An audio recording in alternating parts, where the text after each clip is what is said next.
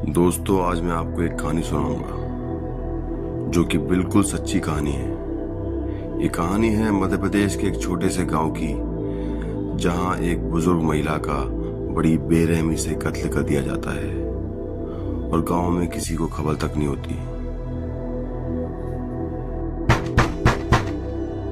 रात को 10 बजे दो आदमी नशे में धुत उस बुजुर्ग महिला का दरवाजा जोर जोर से पीट रहे थे और किस्मत इतनी खराब थी कि उस दिन उस महिला के परिवार के सारे सदस्य किसी शादी समारोह में गए हुए थे। वो चोर लगातार दरवाजा पीट रहे थे। वो बुजुर्ग अम्मा बेचारी अंदर से आवाज देती है, कौन है भैया, कौन है? रुको, मैं खोलती हूँ दरवाजा। और दरवाजा खोल दिया। दरवाजा खुलते ही एक नशेड़ी ने सबसे पहला वार कुल्हाड़ी से अम्मा के सर पे किया। अम्मा बेचारी गिर गई जमीन पर, खून ही खून हो गया। अब उन नशेड़ियों को क्या मतलब, अम्मा का खून गिरे या कुछ भी गिरे, उन्हें तो अपना काम करना था।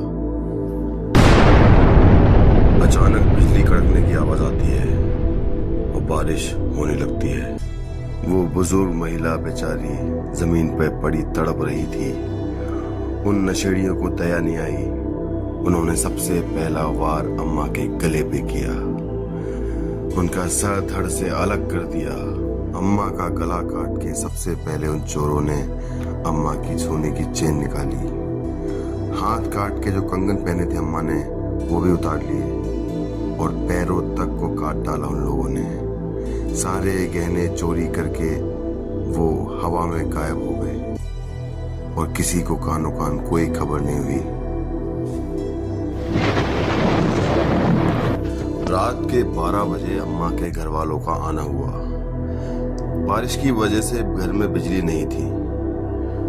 उन्होंने लालटेन जलाई और जैसे ही लालटेन जलाई उनके होश उड़ गए। अम्मा बेचारी खून से लथपथ नीचे जमीन पर पड़ी हुई थी। उसमें आधी सांसें बाकी थी। अपनी माँ को इस हालत में देख के बेटे और बहू की आंखों में आंसू आ जाते हैं और वो चीख चीख कर रोने लगते हैं और पूछने लगते हैं, किसने किया ये सब, किसने किया ये सब, मेरी माँ के साथ किसने किया ये सब। माँ बेचारी इस दुनिया से जा चुकी थी। अब बेटे बहू का रो रो के बुरा हाल था। उन्होंने चीख चीख कर सारे गांव को इकट्ठा कर लिया।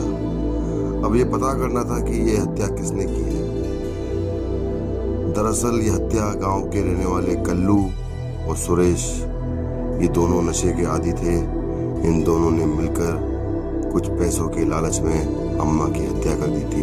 गांव में पहली बार इस तरह की गंदी और घिनौनी घटना को अंजाम दिया था। थोड़ी ही देर में पुलिस वहां पहुंच गई और अपनी तहकीकात चालू की। पूरे गांव के सब लोगों को इकट्ठा किया गया। उनमें से 2 लोग गायब थे, सुरेश और कल्लू। पुलिस का पूरा शक उन दोनों पर ही गया। फिर उनको ढूंढने के लिए निकल पड़े।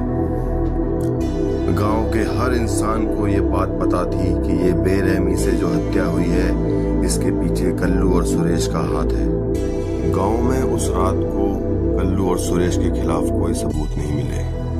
ना कोई कैमरा था, ना बिजली थी, पानी गिर रहा था।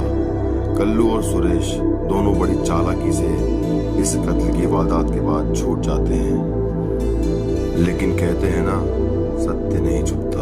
लेकिन ईश्वर की लीला बड़ी अपरंपार है। ईश्वर ने स्वयं अम्मा की आत्मा को कल्लू और सुरेश से बदला लेने के लिए भेजा।